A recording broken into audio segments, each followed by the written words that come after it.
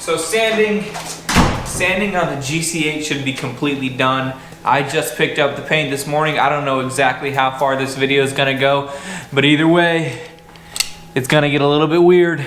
And now, you're watching the predetermined future plan to file an extension on my 2019 taxes channel of YouTube. Welcome to Bodie Vision. Hey, so here we go, just hanging out at the shop again, kicking it. Maybe I should get a job one day, but either way, we're not worried about that right now. So what we are worried about is we got all these parts set up, front bumper, back bumper, you know all the parts. You saw all of them in the last video. So we're done sanding. It's kind of rare and kind of uncommon that I have every single thing sanded before we actually get started. Most of the times, I'm sanding the car, priming the car, sanding it, base coat, clear coat, done. And then I pick up all the other pieces. But this car, because the weather's been a little bit too cold to paint, I have everything sanded. So it's kind of a pain because I've been doing just so much sanding, but now that's all behind us. So the first thing we're gonna start off with is getting everything situated and then move into primer.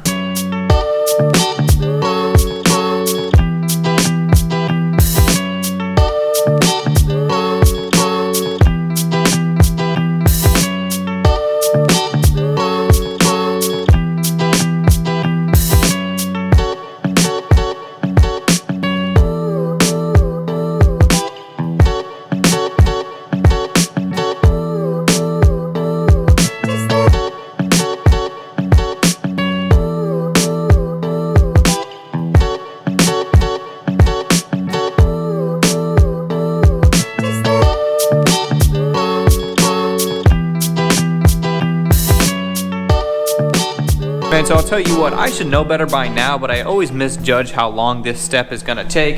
Having to mask off all the trim around here, and this can't come off unless you take apart the door handle, and I don't wanna pull the rod out because it doesn't look like it's easy to put it back together. So I just went ahead and masked that off. Same with this, getting all that masked off and everything. And then the grill section, this is actually one piece, so that had to be masked off as well. Now before we get into doing the entire car or masking off the car to move towards primer, I just got paint mixed this morning and I wanna go ahead and show you that. I don't know about you, but I always get really excited whenever I get a new color. I like to just open the can and take a look at it. And so here we go, just mixed this morning. This is just the OEM color.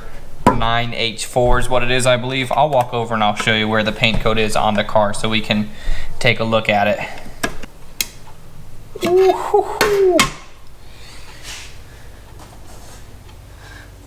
So this color red, since it has a lot of pearls and a lot of metallics in it, I think it's metallics, not technically pearls, but this, I don't know what it is. I think metallic. So metallics and reds, they can get really expensive. Just to give you an idea of kind of where you're at on just base coat, this gallon of base coat was more than $500 by more than 500, less than 1,000, just put it that way. Somewhere kind of in the middle. And like I was saying, this is where you can find the paint coat. It's not in the door jamb like most cars.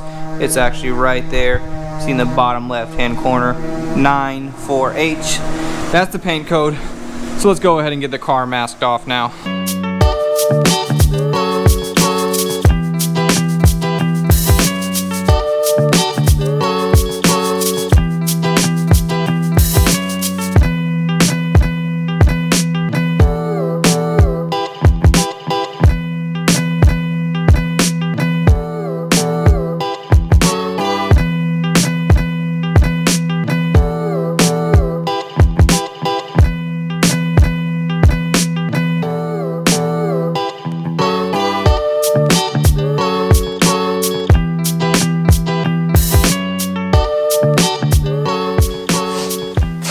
And so with this, my goal was to prime the car at the very end of the day. That way when I go home and I'm sleeping and I'm hanging out, the primer's drying. Stuff's still happening at the shop as I'm not here, because that's the best way to do stuff. Then as soon as I get here in the morning, I can just pick up with the primer already done. So I like to prime at the end of the day. But right now, the temperature's probably dropped about 10 degrees. It was in the mid to low 70s earlier, and now it's in the high 50s. It's like 58 degrees in here or so.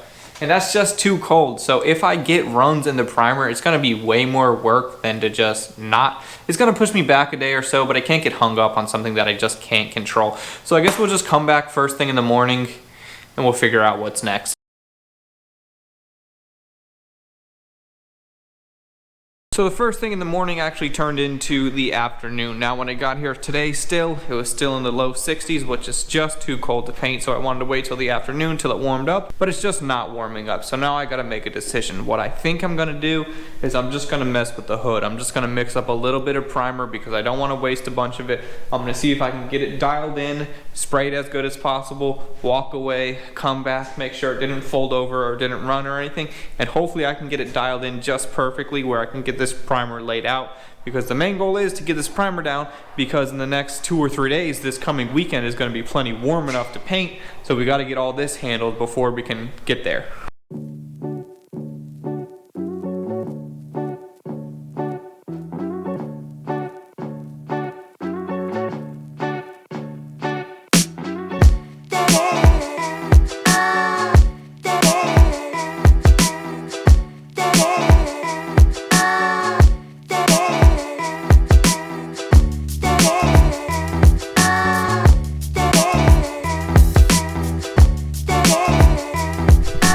So with the hood, I actually went a lot lighter than I normally do. You can still see kind of some of the paint underneath it. As you can tell that it's really thin. Like, I don't know if you can see in these areas that it was just really thin. It looks pretty good, pretty nice and consistent. And I even turned back my fluid just a little bit. I was a little bit further than normal and I was moving a little bit faster than normal. Just kind of chasing that wet edge, making it move kind of quickly. And I walked away and it looked good. But look at this. I don't know if you can see, yeah, you can see it. So right there, and it's actually gotten worse. I went to go grab the camera when it was just kind of folded over, and now it's a full-blown run. So now I kind of got to ask myself the question, what do I want to do? Do I want to potentially get that all over the car? And the reason why I wanted to test it on the hood is because the hood, I'll just put it on the table and then I'll sand it out. That's nice and easy. But to get runs, I don't want to get any runs on the bumper, because inside of all those creases and all those areas, I don't want to deal with runs and having to sand all that out again perfectly. I just want it to lay nice in there, kind of scuff it over with a 600, make sure it's all smooth, and then go for it. So now I gotta make a decision. So what I ended up thinking to myself was, this primer that I already had mixed, I didn't want to just throw it away, so I decided to prime some of those miscellaneous pieces. And as I was doing that, I actually figured out what the ticket was. So I just went ahead and I did a first coat, really lightly dusted the primer on there, and I did that on 2 or 3 pieces. Then I took a step back and I did a second coat right then and there. And the reason why I didn't move ahead too far is because I wanted to do that second coat while that first coat was still a little bit tacky, so that way it could act like a glue to really bond a thicker coat to the panel that was underneath it. So it was a first really light coat, then a second medium to light coat, and that worked out. So I went ahead and I mixed more primer, then I moved over to the car. And for the car, the roof being on a flat surface, it actually had pretty decent coverage after that first coat, so I just left it alone. And then I moved on to the side of the car. As I was doing the side of the car, that first coat was really thin. Took a step back for the passenger side, and then I painted the passenger side with a second coat. Then I moved on to the driver's side and I did the same exact thing. So I kind of went piece by piece and I did 2 coats within 1 spray out, if that makes any sense. So now everything looks good. We just got to let that dry and then see what's next. Man, so everything looks good. With it being so cold, it actually laid out really smooth. So the next thing that I got to do, I just got to go ahead and sand everything down. I'm going to start off with the hood, since that should be dry by now, maybe. Yeah, so let me see. Oh hell no.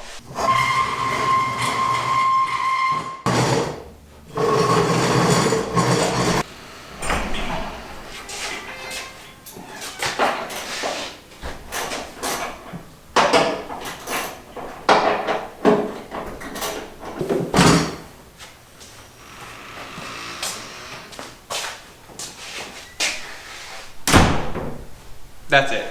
I'm leaving.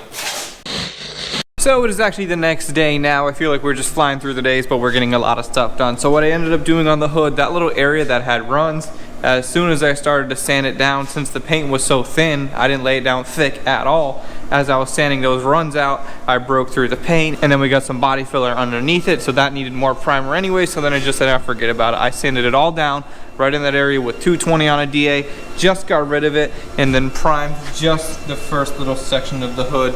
So now it's all uniform, there's no runs on it, and now I'm gonna go ahead and sand it down with a 600, and I'm gonna do that with my soft pad in between there. This just makes it a little bit softer from the sander, so that way there's no hard edges working that sandpaper down.